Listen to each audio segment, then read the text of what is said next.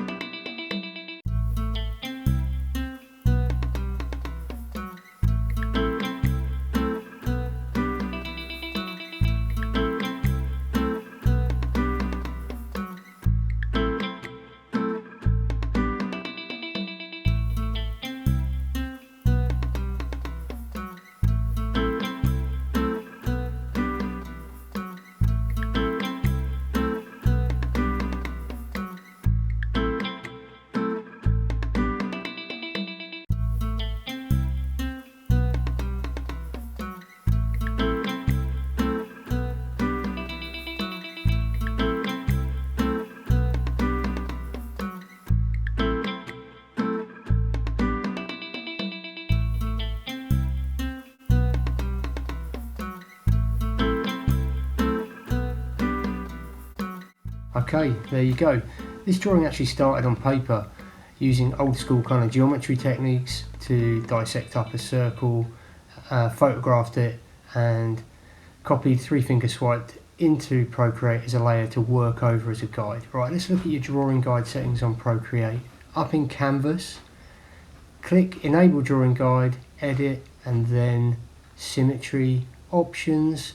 Then you want to go Vertical and Rotational Symmetry. Gives you this great, really useful tool for drawing with. Okay, there's my layers palette, my mandala drawing pasted in. You can see it comes up as assisted where you've enabled that drawing guide. Now what does the drawing guide actually give us? Well, if you look here where I'm sketching out the head detail of these dragons, it's flipping it across that vertical axis but also rotating it, giving us loads of options for design, particularly for circular design. It's really good. Okay, let's get on to rendering. For this design, I kind of built up tones and textures very lightly alongside kind of sorting the design out. Both kind of happened organically at the same time, but I'm using the kind of HB and the 6B and the Procreate pencil, various sizes and opacities to give a light layer of base tone just to work out where my darks and lights are going to be. Obviously I've got this kind of strange illusion where what are going to be metal circles or discs, the loops of the dragon are kind of interacting with those, so it's going to naturally lead me towards some highlights and shadows. Again here, building up tones, about 2/3 opacity with a 6B pencil. I'm using a Logitech pen, so if you just lean it over on its side you get a broader nib. Great to have a kind of responsive Bluetooth pen. Good tip here, set your eraser for the same pencil tool you've been using. So you can see there I've just been rubbing out with the 6B eraser, or the eraser set to a 6B pencil, and that just helps retain the texture that you're putting down in this first layer. Okay, I'm now going in with a gel pen, which is a very opaque, hard-edged pen, just to start putting in my areas of black. Again, back in with the eraser, set to the pencil here,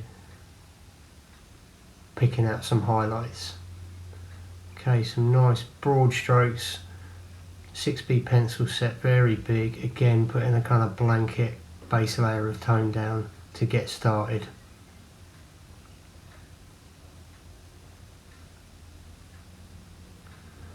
Right, this is going to be kind of the first layer of texture in the dragon's body.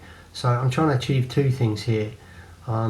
Creating some pattern with these stripes, but also you can see particularly on this part, the kind of tubular shape of the dragon's body. I can kind of use this pattern to increase the sense of form by using those little ellipses or tube shapes.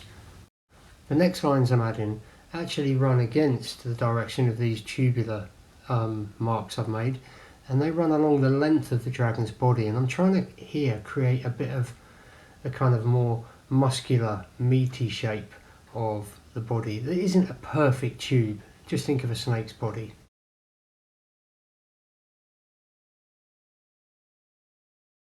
Okay, zooming right in here, I'm going to shift and change brushes to a soft airbrush to try and render this eye in a slightly different texture, one that is going to stand out against this kind of knobbly, grainy skin texture I've created. So soft airbrush, low opacity, and I'm just going to try and smooth and make a little more glassy the texture in this eye. So you can see there, quite a low opacity brush, getting some blends, and you can see very clearly this texture stands out nicely against the skin. These are similar textures that I'll be trying to create for the metallic discs or rings that the dragon's body's interacting with later on in the drawing. While I've got the airbrush, the soft airbrush open, I'm applying that tool to my eraser, and I'm trying to rub out some little glassy highlights to kind of communicate the reflective surface of the dragon's body.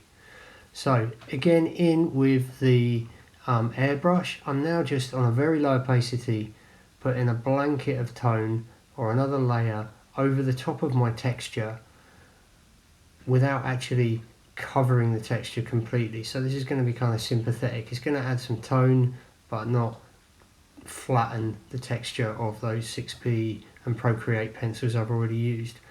Okay, I've moved on a bit here. Over my initial layer of work on the dragon's body, I've now added a scale pattern. First, just mark that on with the HB pencil in black, and then with the rubber, again set on HB pencil, I've just erased a few little highlights where the light might be catching the ends of those scales. You can see me doing it there.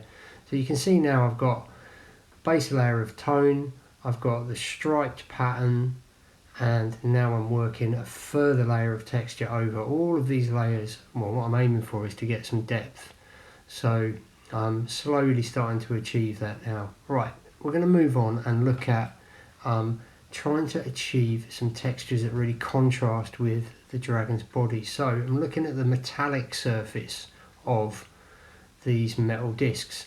So I'm now going to start working with my smudge tool, which is the finger icon up between the rubber and the paintbrush. Now with that set on a nice smooth soft airbrush, I can blend and smudge and pull these tones around and into each other and start to create a much smoother reflective surface. Now once I've done that, I'm now going in with a tiny, very small soft airbrush to pick out some delicate, smaller highlights that hopefully you can see there. The kind of relief work I'm imagining on the metal starts to kind of interact with the light that's hitting it. Again, everything from imagination here, so it's my kind of best guess really. Working in a bit more contrast now, so I'm back with my 6B pencil, onto the head, and you can, skipping ahead, I'm moving around between different parts.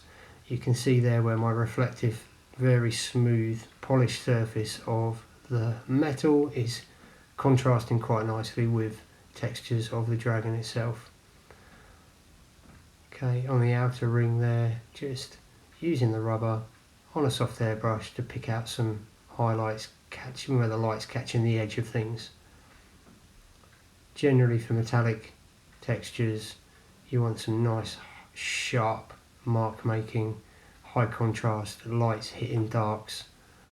Alright, I've got a long way to go with this yet. Still a fair bit more rendering to do, particularly on the metal, but you can see I've also started to play around with some coloured layers. I've got some colouring for the dragon's body, some layers going in over the top. Loads more, a few more hours yet of work to fully finish this, but hopefully this has given you some help with how to render some texture, some tone, use a range of pencils, pens in combination and the eraser with each other to create some interest in your drawing. I'll do a future video on how to add colour. If you can see there, I've got my drawing layer set on multiply, which gives you loads of freedom in layers underneath to create some colouring. Alright, take it easy, hope this has helped. Remember, like, share, subscribe, and I'll see you soon for more videos.